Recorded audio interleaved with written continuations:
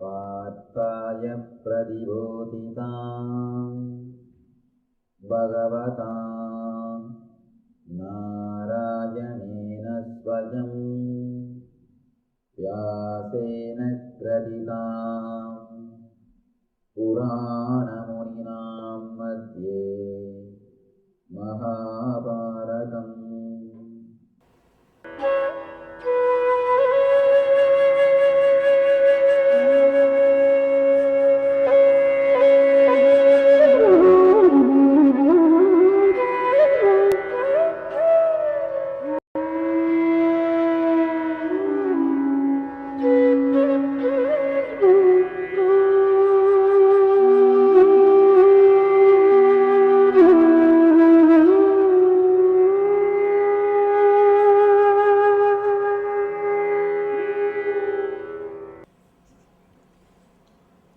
ब्रह्मानन्दं परमसुखदं केवलं ज्ञानमूर्तिं द्वन्द्वातीतं गगनसदृशं तत्त्वमस्यादिलक्ष्यम् एकं नित्यं विमलमचलं सर्वदी साक्षिभूतं भावातीतं त्रिगुणरहितं सद्गुरुं तं नमामि।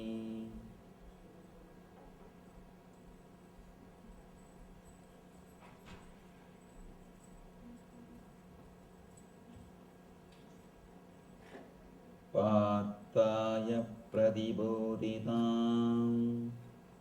भगवतां नारायणेन स्वयं व्यासेन ग्रथिताम् पुराणमुनिना मध्ये महाभारतम् अद्वैतामृतवर्षिणीं भगवतीम् अष्टादशाध्यायिनीम् अम्ब त्वामनुसन्दधामि भगवद्गीते भवत्पेषिणीम्।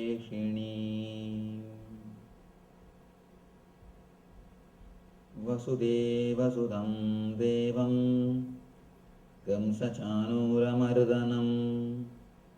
देवकी परमानन्दं कृष्णं वन्दे जगद्गुरुम्।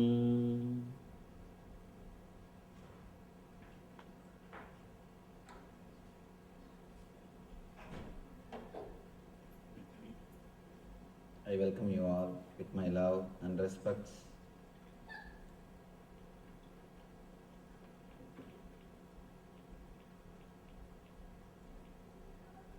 A small story.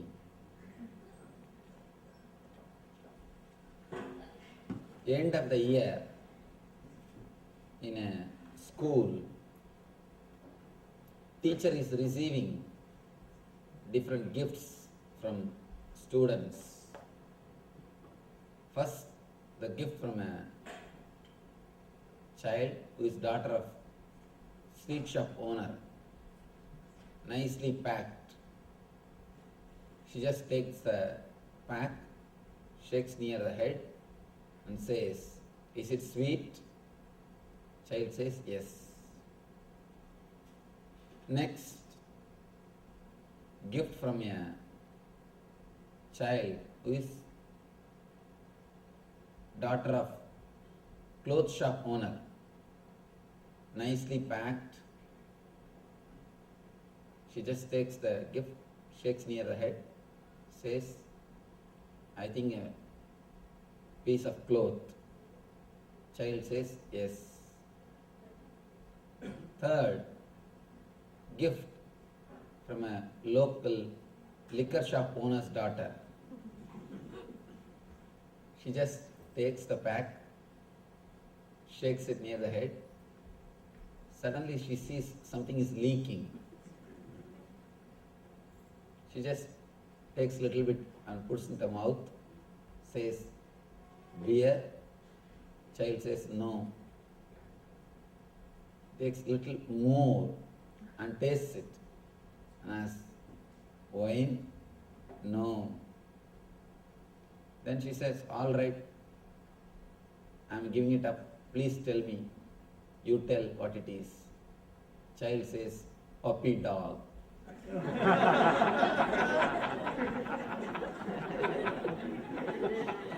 Please don't put it in your mouth unless you know for sure. Don't decide. At least these major decisions don't take by engrams or the engraved memories. When you take major decisions through these engraved memories, you always end up in this type of decisions. Just because it is from a liquor shop owner's daughter, she thought it is some bottle, some wine. Same way in your life, again and again you decide based on the engraved memory. First two decisions are okay. First decision, because the sweet shop owner's daughter, it's a sweet. Second, because the clothes shop owner's daughter, it is cloth. Third, because she is liquor shop owner's daughter, she thought it is liquor. At least before putting into the mouth, be very clear what it is. This whole chapter is about the engraved memories of our mind. Gunatraya Vibhaga Yoga. 3 different gunas. Krishna is explaining 3 different gunas to Arjuna. How we act, no, I can't even say we act, how we react. How we react to every situation just based on these 3 gunas, and how we create more and more karma bandha, means more and more trouble for ourselves. Let me start the first sloka. Sri Bhagavan Uvacha Param Bhuya Prabhakshyami Jnananam Jnanamuttamam Yangyatva Munayas Sarve Param Siddhimido Gataha. Bhagavan says, again I shall declare to you the supreme wisdom, the best of all knowledge, knowing which all the sages have attained the supreme perfection. Whether you believe it or not, man, by his very nature, is a machine. He is just a mechanism, not only in the level of body, even in the level of mind. He is just a mechanism, biomechanism. At the most you can say biomechanism, but he is just a mechanism. He works based on just engraved memories. He is caught in the engraved memories. Continuously, his mind, continuously his being works based on engraved memories. Here, by again and again trying to repeat the truth, Krishna is trying to create an engraved memory of truth in Arjuna's mind. Please understand, why should Krishna speak the same thing? Literally same words he is using. Literally same words he is using. Again and again same words he is using. Why? Why should Krishna speak again and again the same thing? The other day I was telling, Krishna is a master who is result oriented. He wants what he wants. He is not ready to compromise.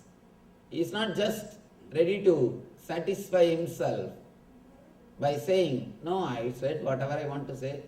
Whether he wants to listen or not, it's up to him. No. Again and again, he wants to create a memory of all his teachings into Arjuna's mind. Even if Arjuna misses one time, he may catch next time. Again and again, by creating a engraved memory in Arjuna's mind, he wanted Arjuna to follow. That's the reason he repeats the truth once more. He says, again I shall declare. Once more, I am speaking about the truth to you, knowing which all the sages have attained supreme perfection, param siddhimido gada,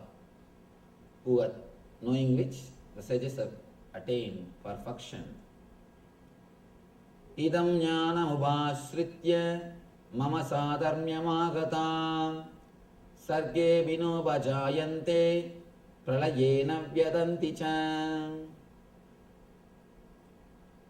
By becoming fixed in this knowledge, one can attain to the transcendental nature like my own, thus established in this eternal consciousness.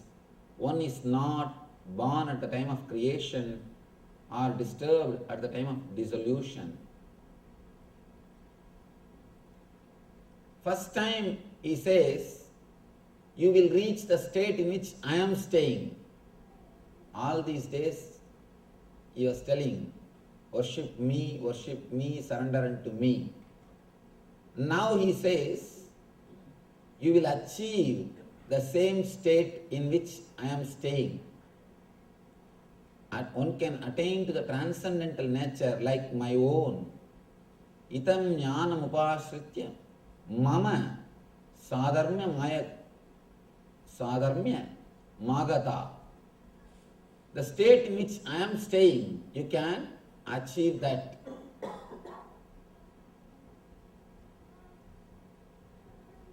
I think Krishna is the first master who is courageous and bold enough to declare enlightenment is available for everybody. Anybody can achieve it. It is not just an accident. It is an incident, you can create it. It is not just an accident.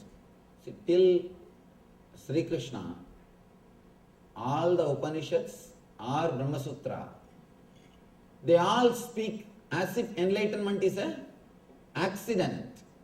Some gets, nobody knows why they got it and why we can't get it, how to get it. No, nobody knows. All they know is some people are blessed. Suddenly, God is sitting and seeing all the applications at some form. He says, all right, yes. And immediately the person gets the enlightenment. But Krishna is the first master who is clearly declaring how to write application or how to present your resume, how to achieve it. It is not just an accident, it is incident. You can experience it by your conscious decision. It is not just an accident. He says, by fixed in this knowledge, one can attain. He is not even telling you can attain. He says one can attain.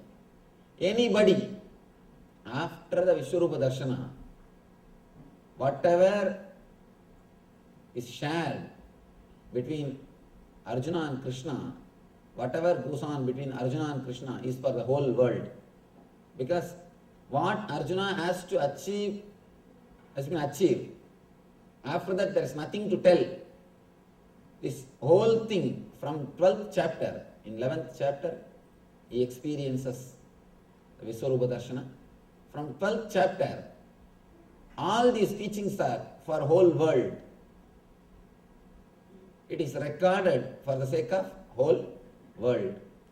Scientist is a man who creates a formula to reproduce the things in the outer world. Spiritual master is a man who creates a formula to reproduce the experiences of the inner world. Here, Krishna says, by established in this knowledge, you can achieve the experience, or you can establish yourself in the same state in which I am staying, like my own, mama, my own. You can achieve the state in which I am staying. Krishna declares, this truth will directly lead you to the state in which I am established. Sarva yonishu kaunteya murtaya sambhavantiya dasam brahma mahat yonir aham veja pradapita. Understand that all species of life, O Kaunteya, are made possible by birth in this material nature, and that I am the seed-giving Father.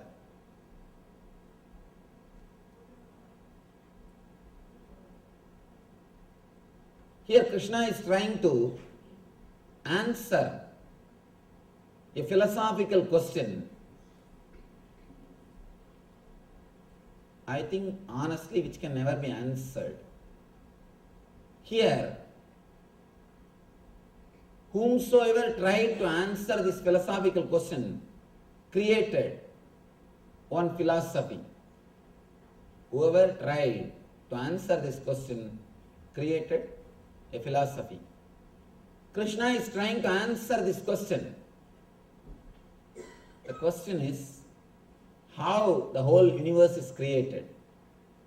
If everything is God, how the whole universe is created?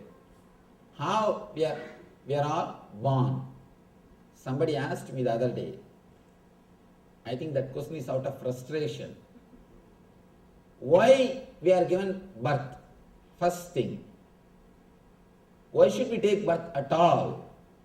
Why this whole drama, taking birth, doing some meditation, then achieving enlightenment?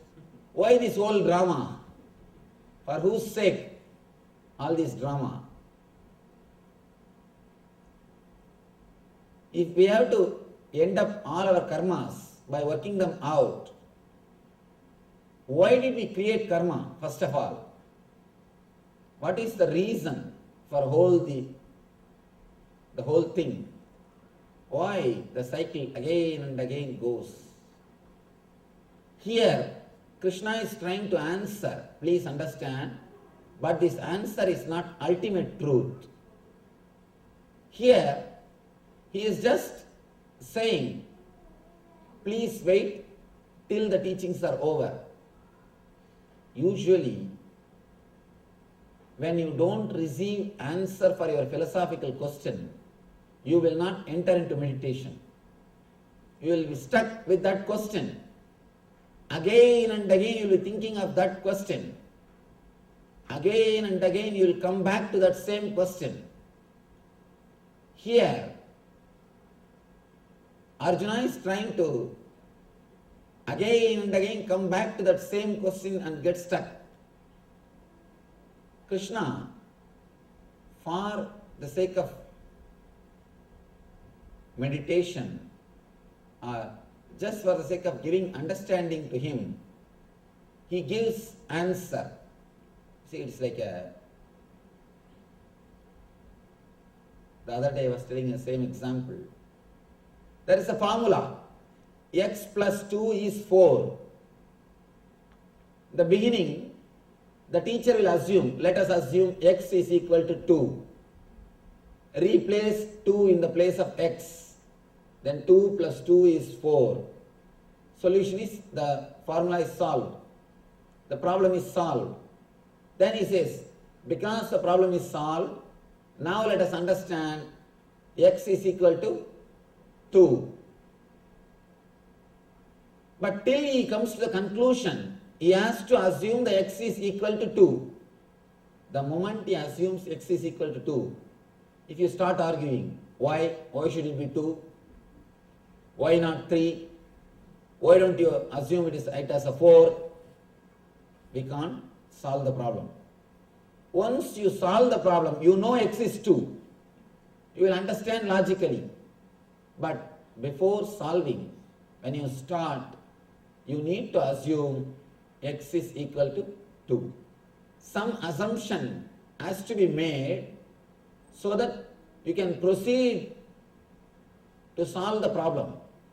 Here, Krishna also makes a small assumption and proceeds, solves the problem. Once he solves the problem, naturally we can understand what is assumed is truth. What he assumed is not a lie. But when he started assuming, it is assumption. When he started the formula, when he started working out, it is assumption. Here he says the same thing. He gives one idea which is not ultimate truth, which is comparative reality, which is comparative truth. He says, I am the Father. I am the Father. Pita. I am the root cause. I am root for everything. But this word of Krishna can be understood only when you experience the consciousness of Krishna. But till you experience the consciousness of Krishna, it is just assumption. Here, even if it is assumption, it's okay.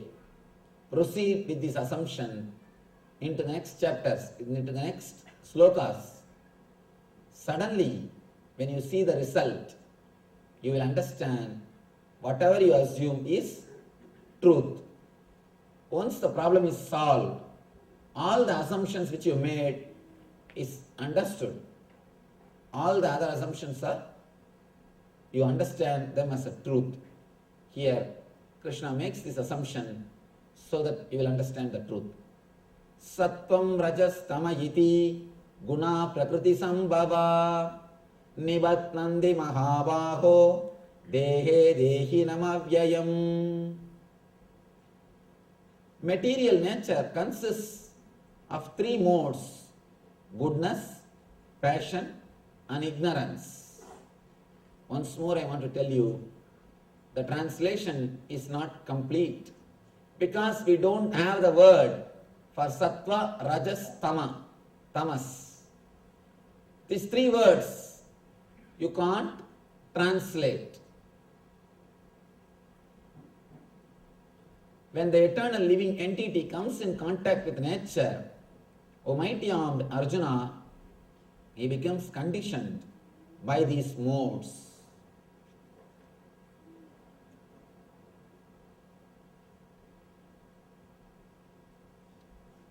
Krishna clearly explains.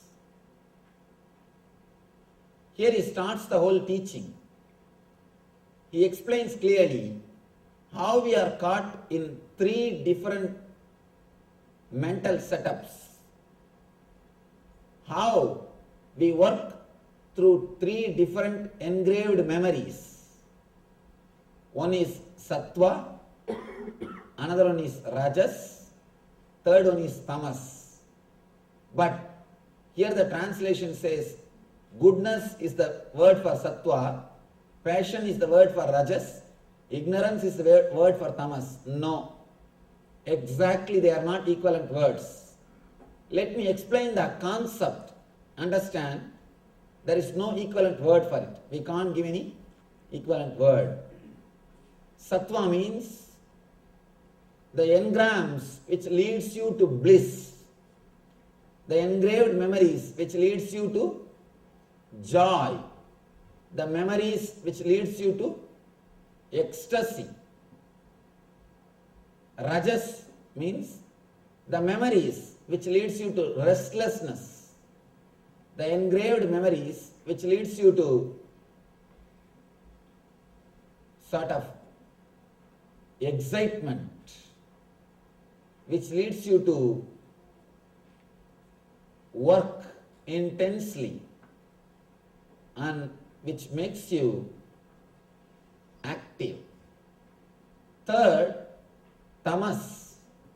Tamas means the engraved memories which leads you to depression, which leads you to laziness, which leads you to dullness. Engraved memories which leads to ecstasy and bliss is sattva. Engraved memories which leads you to restlessness, anger, emotional imbalance is rajas. Engraved memories which leads you to depression, dullness, low mood is tamas. Small example. You are sitting in a car and going. Somebody is driving. Slowly you are lost in thinking. After half an hour, when you are lost in thinking, suddenly you remember some person or some place who disturbs your mind. By remembering him or that place or that incident, you feel disturbed. The moment your mind feels a little disturbed, you come back to awareness. Sometimes you see, I should not think about him. Let me think of something else. Sometimes you will even speak these words out. You will even do action, small action. The person who is driving will turn and see you. What happened? What are you doing? When you are lost in thinking,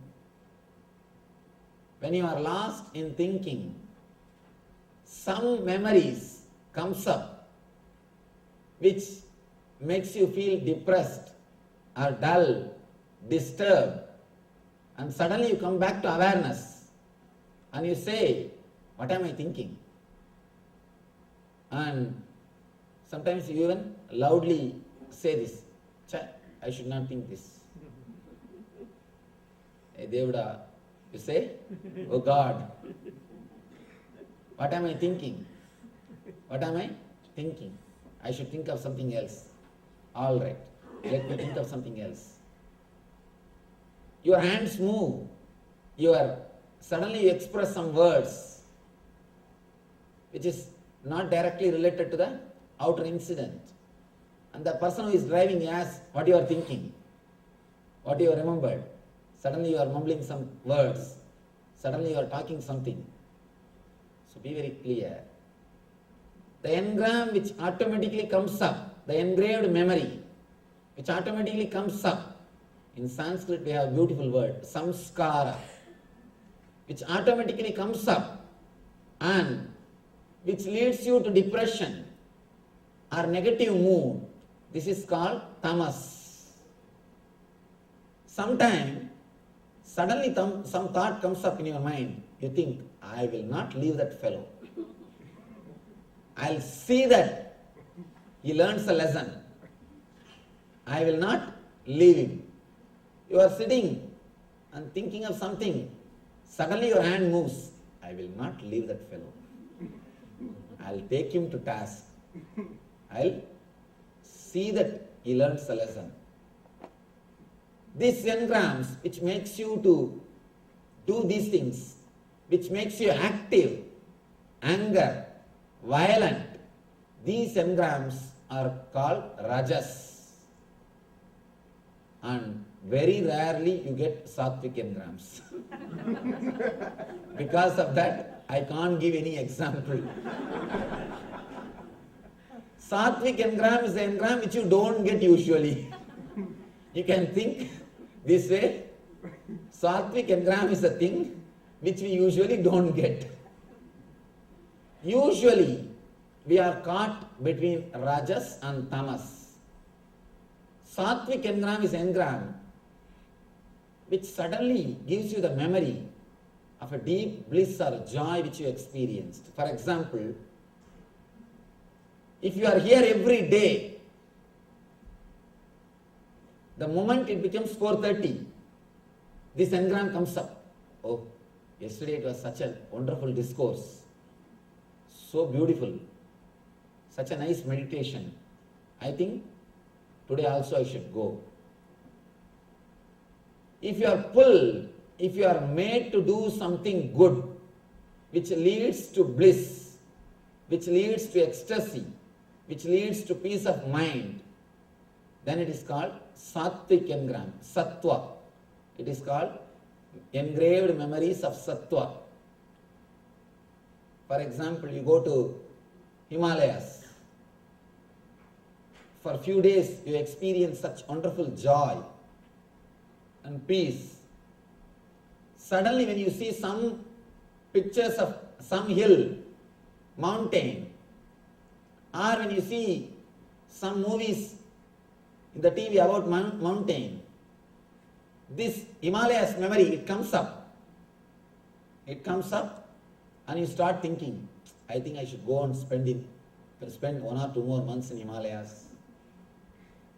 The engrams which leads you to peace, to bliss, to ecstasy is called Sattvic engrams. These are the 3 different types of engraved memory, samskaras, which rules your whole life. Please understand, the knowledge about this engraved memory is a basic lesson. Anybody who wants to live, he should know this science. It's like a owner's manual for a person who has got mind. If you really have brain, all right, even brain word is not right, mind, this is owner's manual. Without owner's manual, when you use a product, either you miss the whole thing, or you miss lot of things which is available in that product.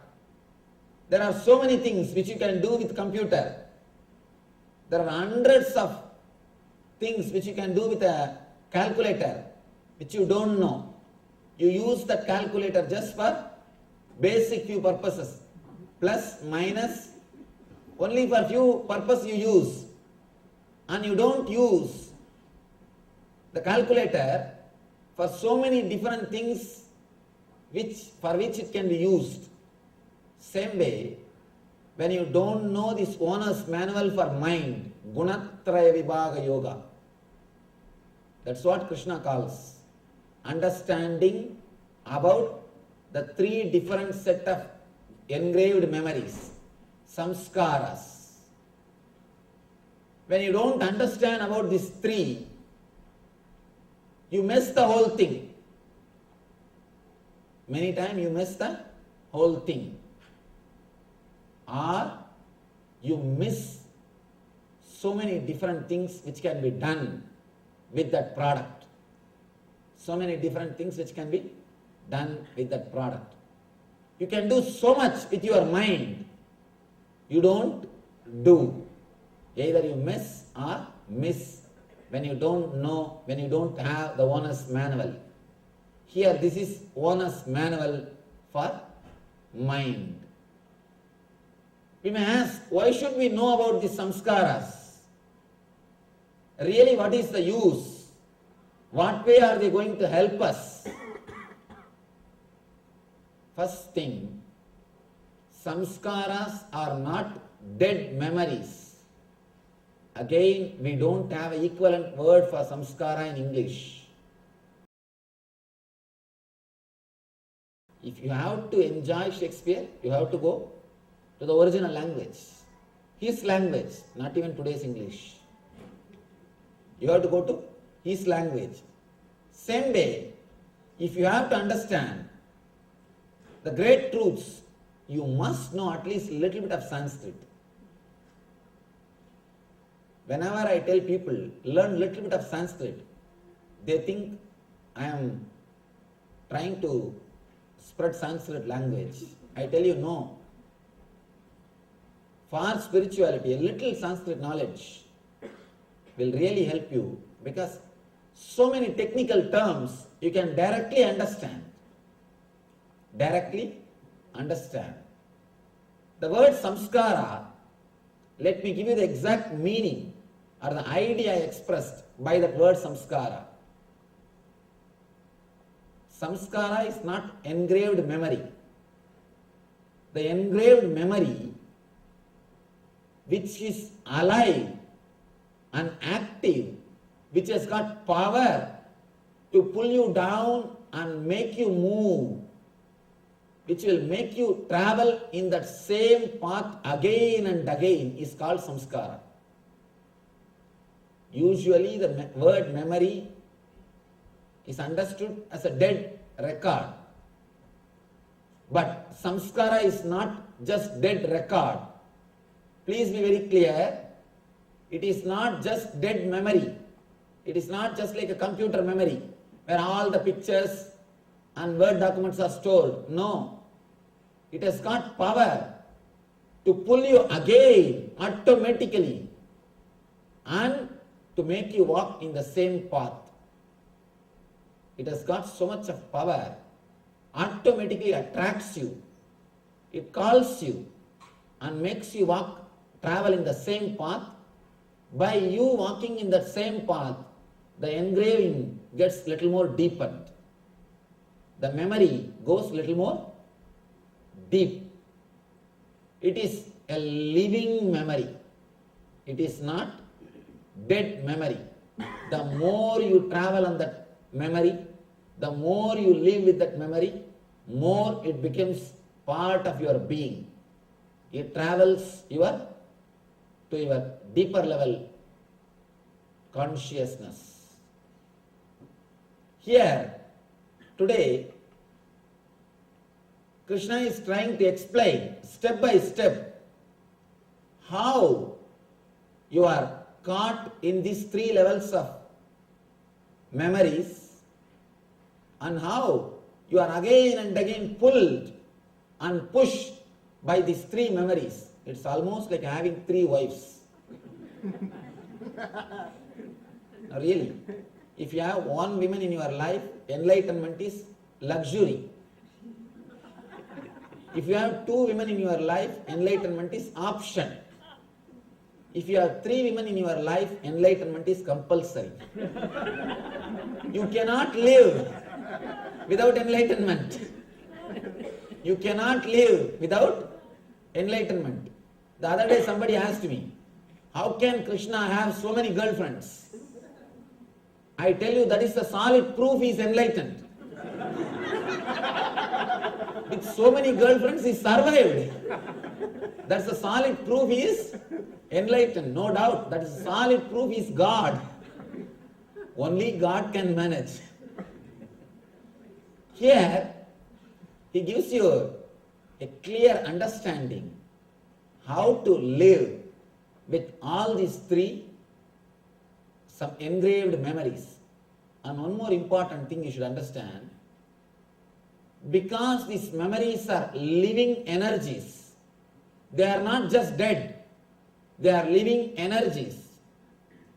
See, when they are living energies, they can do something bad as well as they can be put to use to do something good also. See, whenever somebody has got energy to do bad, you can always tap him in the right way and make him to do good things. I have seen in my life, in my experience I tell you, nobody else puts so much of effort and goes to the depth of meditation like prisoners. In prisons we conduct meditation programs. I have seen they go to such a depth, they are so involved, and compared to prisoners, outsiders just do the meditation as so, that's all. People who are in the prison, when they take it up, they really take it up. And they are so intense. When they are transformed, their whole life, they just transform the whole thing. They don't do anything half-half. See, if you look deeply, there are so many saints, life I can quote. Valmiki, in South India, a great saint called Arunagirinadar. There are so many saints who were sinners, but the moment when the turning happened, when they took turn, when the change happened, when the cognitive shift happened in their being, usually the cognition happens in your mind in one way. You receive the data, process it, and deliver the result. Once the cognitive shift happens, you receive the data, process it, and go inside. As long as you are reacting, you are naturally working towards the depression. Once you start going in, you are moving towards bliss. See, the same incident, for example, death of somebody who is close to you, somebody who is near and dear, the person dies. The same incident can lead you to spiritual path, or it can lead you to frustration. You can think, anyhow, I am also going to die. Let us do what I want. Let us do what I want. What is there? Small story. One guy was about to be hanged, about to be given death sentence. The police officer asks, do you have any wish? Last wish? He said, no. If you want, pray to God and ask for forgiveness so that He will bless you. He says, I wanted to remember God, but not the way in which you said. I feel if I would have known earlier I will be hanged, I would have done little more sins. Anyhow, when the result is known, result is hanging, I feel I have missed some sins. If at all I have to remember him, I will remember and ask him, why did you not tell me that I am going to have this punishment? Then I would have committed little more sins. Some people, when they see the death, when they understand the death is ultimate, they think, anyhow, death is ultimate. Let me decide and work towards divine, achieve God, realize Atman. One group. The other group, same incident, turns them. They think, anyhow we are going to die, let us live the way in which we wanted. One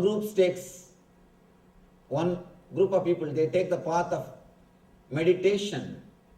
The other group takes the path of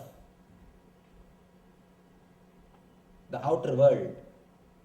It is up to you which path you choose. Engrams are also living energy. You can choose. Through engrams, you can again and again suffer and torture yourself. Or you can make your whole life as a blissful experience.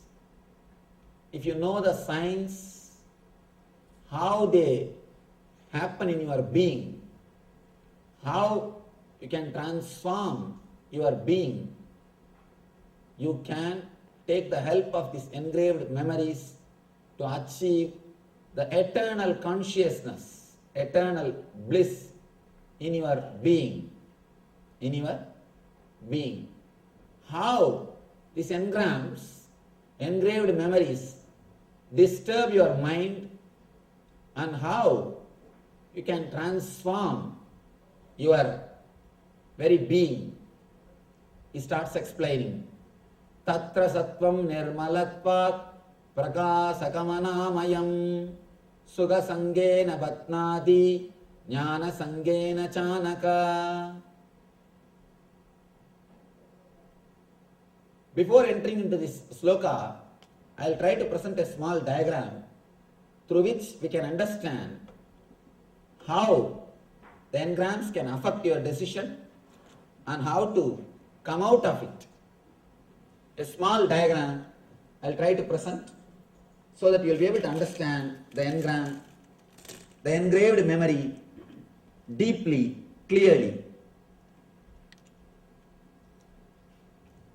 I already gave the basic understanding about this diagram, but let me repeat it so that you will be able to connect with this samskara.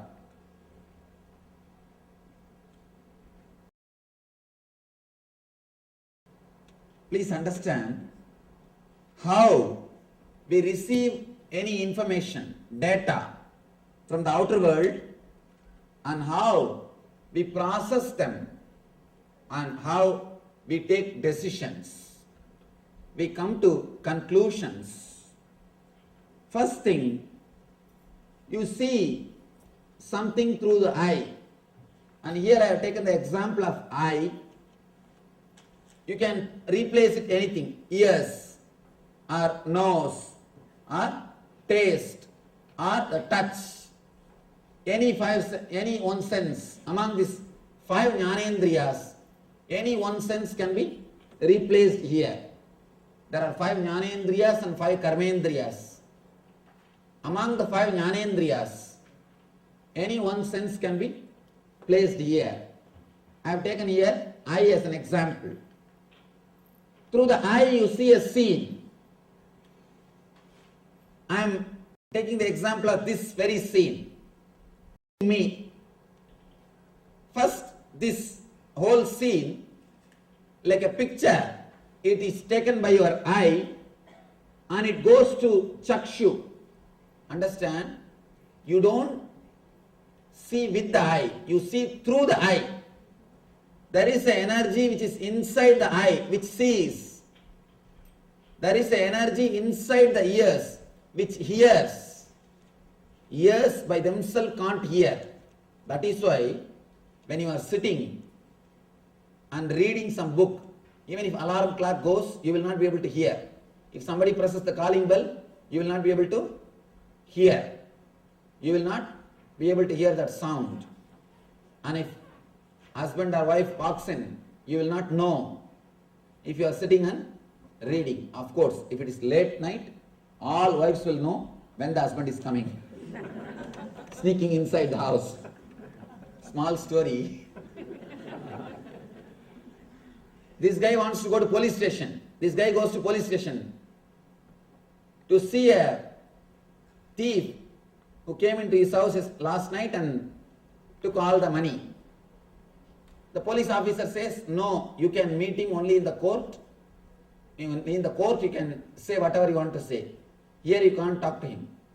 He says, no, just I wanted to learn, how did he enter the house without waking up my wife? I am trying for so many years to do this. I am not able to do. How this guy did, this guy did, just I wanted to know that. Anyhow, there is something inside your eyes which sees. That is what we call chakshu.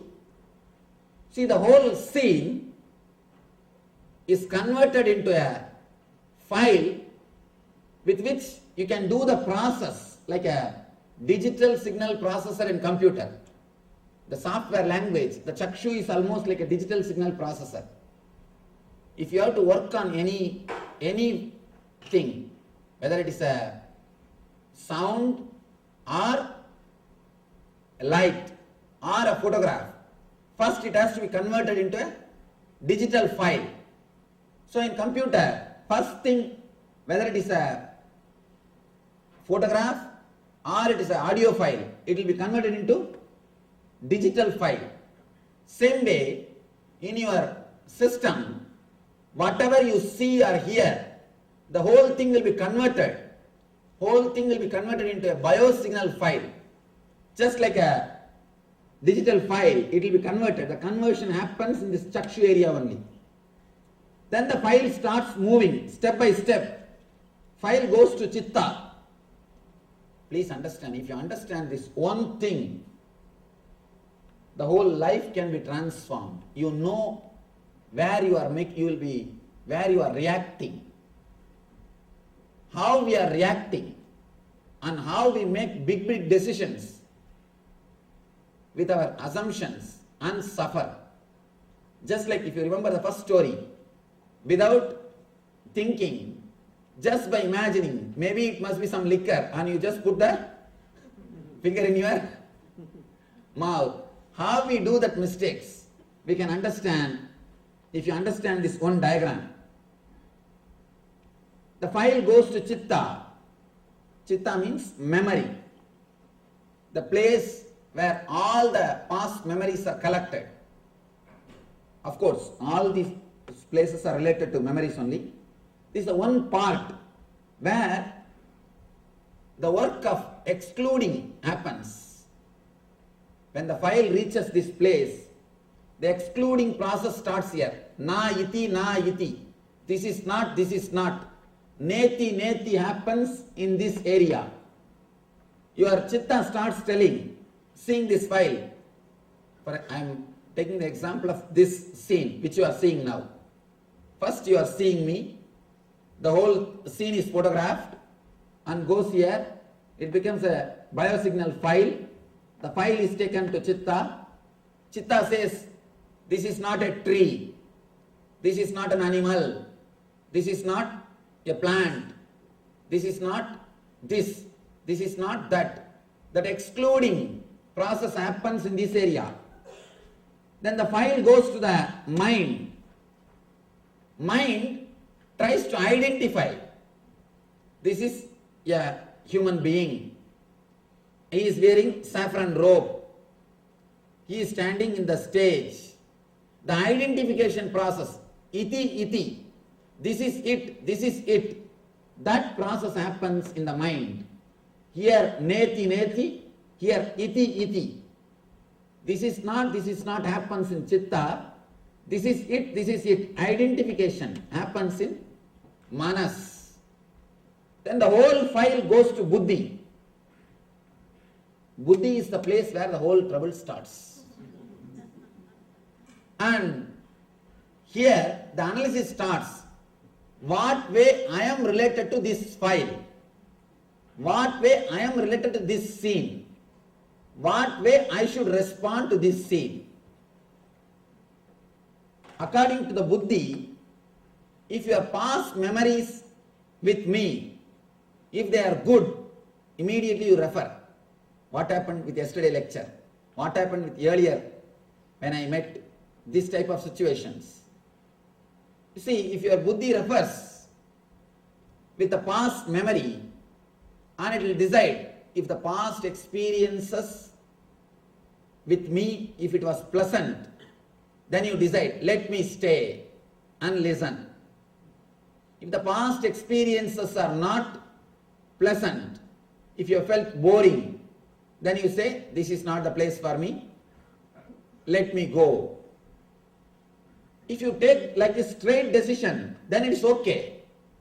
But the problem is, if you had some problem with some other person who was wearing the saffron robe, that engram will be there. You will not even bother who is this person. You will just bring that to your memory. No, with that Swami I suffered like this. With this Swami I suffered like that. You will just bring a generalized memory and you will decide based on your past collected samskaras. That is where you start making the trouble. You start creating trouble. When decisions are taken with a straight understanding, no problem. But most of the time, you collect and connect the engrams which are not directly related to each other. Which are not directly related to each other. For example, if you see somebody wearing white dress. If you are hurt by somebody who was wearing white dress, the moment you see that white dress, even if you don't want, that memory will come back. That memory will come back. For example, if you are abused or disrespected in a house or in a place, next time when you cross that place, when you go to that house, even if that person is not there, automatically the memory will come up and you will have that same feeling. You will have that same depressed mood. You will have that same low mood. The reason is you connect, you associate things with the place, with figures, with memories, and put it in file. Man as such cannot work spontaneously. So he has to take some system, some method, some way to reduce his processing work. Naturally, he opts for some way of arrangement of his memories. So when you take some way of arranging memories, you miss the real life. See, first few months you live with your husband or wife. After 3-4 months, you make a clear idea about her or about him. After that, please be very clear, you don't live with husband or wife. You just live with your imagination, with your understanding about her. After that, whatever she does is wrong. Whatever he does is wrong. You come to a conclusion. If at all there is something right, you say, by mistake I think you did these things. By mistake you did this right. By few months you come to a conclusion about the other person. You create an engram. And after that, whatever he or she does, you look through that engram, through that engraved memory. Only first few days you are ready to respond spontaneously. You are ready to respond spontaneously. The problem is, even in the first few months, you already have memories of your friends' experiences. My friend is tortured. My friend's wife used to torture him. My friend's husband used to torture her. You have the collected memories of your friend's files. And the moment your wife starts doing something which will not be anywhere related to that memory, immediately you project that. Especially movie. If you have seen some mother-in-law, some daughter-in-law, some mother-in-law who is rude, cruel, if before your mother-in-law starts even a single word, just by her body language, you will come to a conclusion. I think she is going to torture me. And before she starts, let me start. And you are all out. You start the whole thing. And she has also got enough memories. She also has got enough samskaras because she has also seen many movies. And she has got some reference where the daughter-in-law is torturing the mother-in-law. Then immediately she starts her drama. Same person. A small story. A funeral procession of an old lady. As usual, slowly they are walking. Front they are carrying her body. Just behind, one man is holding 2 bulldogs. And behind, a big queue is walking behind him. Very slowly they are moving. The scene is, first they are carrying the old lady. Next, one guy is walking with 2 bulldogs. Third, a big queue is following him. An onlooker was curious. Why such a big queue following this procession? She must be very famous. He goes near the person who is walking with a bulldog and asks, who is this person? He says, she is my mother-in-law. Then he asks, why you are carrying the dog? Is it our pets? No. They both bit her and killed her. Killed her? Yes. This guy says, can you give this dog for me? Just for 2 days? He turns, join the queue.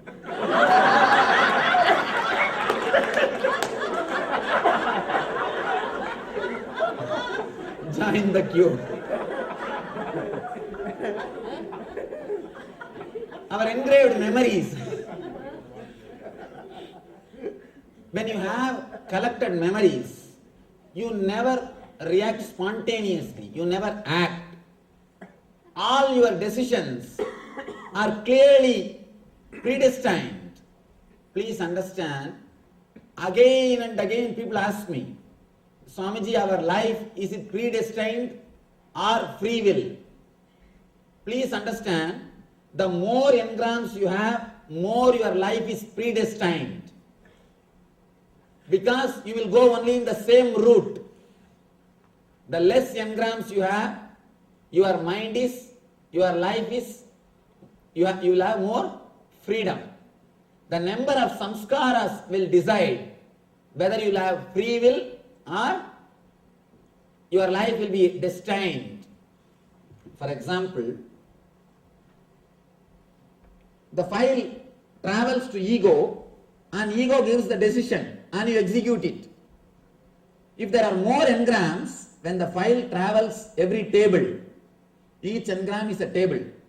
Each engram puts the signature and writes his opinion. One engram, for example, the same example let us take. You seeing me and are you being here? One engram says, no, I had some Swami in my life. He was a blessing. He helped me so much. I think I should sit here. This engram signs, yes, we will sit here. The next engram, no, I read in newspaper, the Swamis do this, do that. There are enough of stuff which goes on, especially in India, abusing Swamis is a fashion. And especially South Indians. Abusing Swami is a fashion. So, all this fashion, lot of fashion things are there. So naturally you will say, no, all these memories are there. Should I sit? Or what should I do? Here this engram says, doubt. It signs. And the file goes next. No, yesterday I attended. Really what he is speaking makes sense. I think I should sit. This engram signs, yes. By the time file reaches here, the ego takes all the yes and all the no. And it comes to a conclusion. Whether it says yes or no, that's not a problem. But you already wasted so much of time and energy in this small decision. Already you wasted so much of time, so much of energy in this one simple decision. For example, if you are sitting in the office, morning around 9 o'clock, you don't have to do anything. Just sit and worry, get stressed out, you will have shoulder pain. If you are stressed out, worrying 15 minutes about something, you will have shoulder pain. How many of you experienced? Just 10-15 minutes, you will have shoulder pain. Nothing else needs to be done. Just simple worrying, simple decision making, you will have shoulder pain. Restlessness. The more the engrams, more you will be restless. The people with engrams can never sit in a relaxed way. Have you seen people continuously, they will be shaking the legs. Continuously they will be shaking the legs. The initial level they have to shake. After some time they will have Parkinson's, automatically it will shake, that's all. In the initial you have to shake with effort. After that, automatically it will shake. The stress, people with stress cannot sit quietly. So much of physical movement, so much of physical restlessness because too many decisions. are happening inside their unconscious. This space between the buddhi and ego is called unconscious.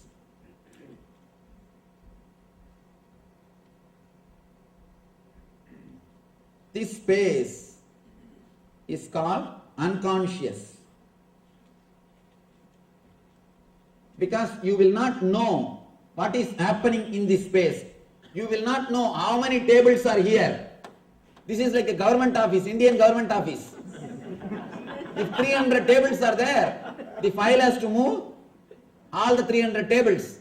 And when it will move, and who will sign what, and what, final result what it will come, neither you know, nor God knows. This is like this is a conscious zone.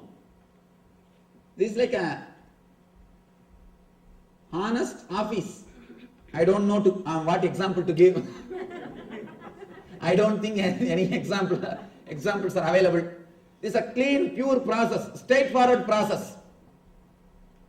Here, there is no politics happens.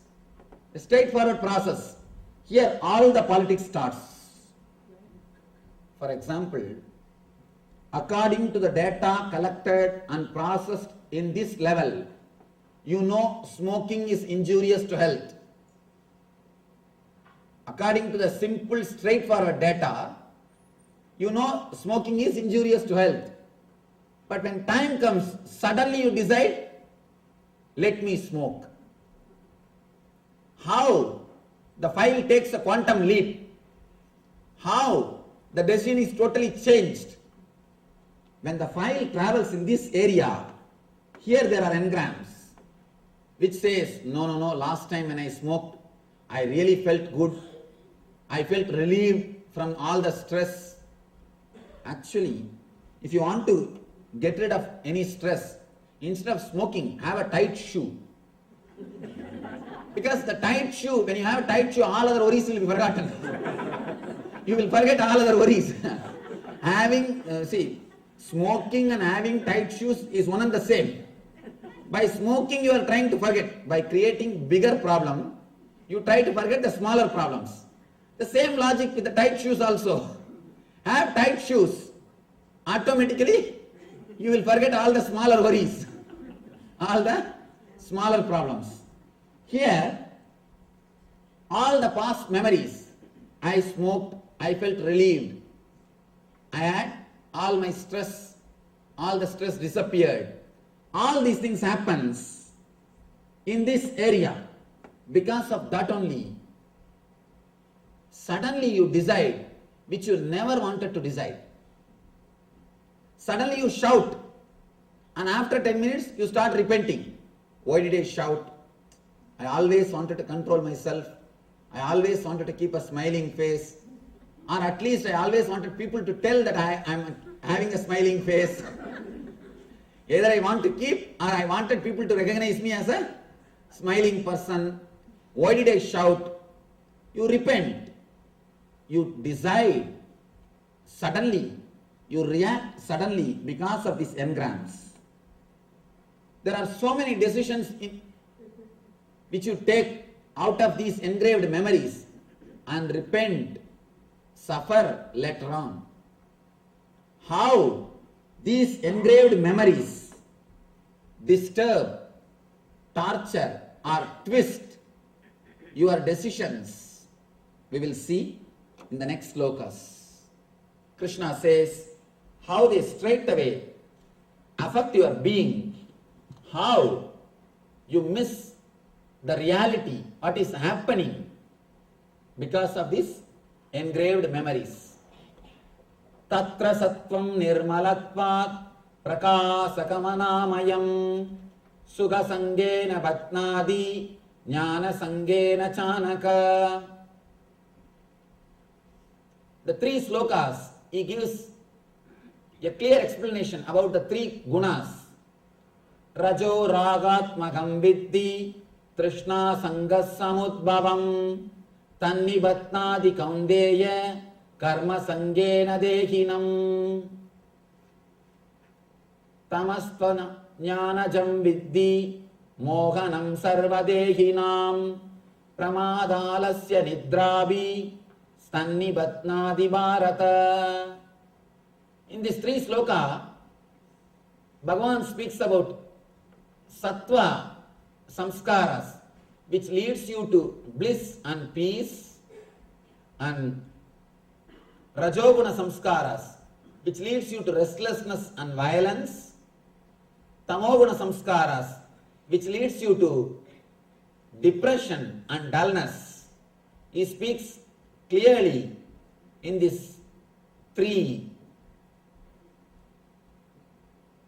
slokas, and then he goes further explaining how each samskara attacks each engram, attacks the other engram and twists your whole decision. For example, if you have a radio which is not working properly and suddenly you receive 2-3 stations at a time. In one station, cosmetic product advertisement is going on. In the other station, about agriculture, some instructions are going on. And the third station, some drama is going on. Some comedy drama is going on. Suddenly you get the instruction. First it says, please spray little pesticide. Then next it says, and wipe your face clearly. Third it says, I think you should brush your teeth properly. And fourth it says, yes, after that, put little more pesticide. And the next word says, yes, with your mouth wide open, you should allow this to happen. If all these instructions mix and match, if it comes and you try to execute it in your life, you will end up in difficulty. Same way, here are different engrams of sattva, rajas and tamas. You are trying to work with all the three, and all the three are crisscrossing each other. How they create hell in our life when they crisscross each other. Please understand, intelligent people collect arguments and pass judgment. Most of us collect arguments to support our judgment. Already the judgment is ready. To collect the judgment, we support arguments. Look into your life, how many times we did this. Of course, even to look into our life and see how many times we did this, we need intelligence. Two things. If you have power, just out of arrogance, all right, even if I have done mistake, what is there? You will take it, you will just brush it aside. That's one attitude. Might is right. That's the first thing. Otherwise, you will suffer with guilt. Please understand, guilt never comes to unintelligent man. Of course, I am going to tell you to drop the guilt, that is different. But guilt comes always only to an intelligent man who is really thinking of dharma. Only for him guilt comes. Person who is in instinct level, he will never have guilt. The person who is in the intellect level, he will have guilt. The person who is in the level of intuition, he will go beyond guilt. He will go beyond guilt. He will understand the truth as it is. Here, Krishna is speaking how to handle all these three properly and how to use all these three maximum. How to get the maximum out of all these three. Getting maximum out of all these three is really intelligent process. Small story. One small child swallowed a coin, quarter coin. They took him to doctor. Doctor tried so many ways. It did not come out. And nurse tried so many ways. It did not come out. Nearby one friend was standing. He tried so many ways. It did not come out. The passerby, he saw this whole thing and said, "Sir, can I help?" They said, What can you do? Just give me 1 second. He did something. Simply the boy vomited the coin. The coin came out. Doctor was surprised. How did you do that? I am a doctor. I am not able to get the coin out. How did you do that? He says, I am an income tax officer. I can get money out of anybody. I can get coin out of anybody. You cannot do that. So now, Krishna gives the tips, techniques to get maximum out of these three gunas, these three samskaras.